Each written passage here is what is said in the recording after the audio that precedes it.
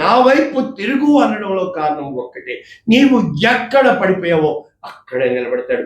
నా వైపు తిరుగు అనడానికి కారణము, నిన్ను ఎక్కడ చిన్న చూపు చూశారో, ఎక్కడ నిన్ను తగ్గించేశారో, ఎక్కడ నిన్ను చేత కానివాడు అన్నారో అక్కడే నీ తల ఎత్తువాడుగా ఉన్నాడు.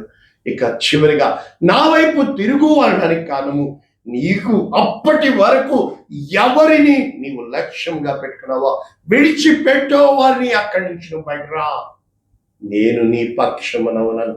ఐగుప్తులోంచి నువ్వు నిన్ను బయటికి తీసుకొచ్చి ఆ ఐగుప్తునే ఏలేవాడిగా దేవుడు నిన్ను నన్ను చేయుటకు సామర్థ్యం కలిగిన దేవుడు.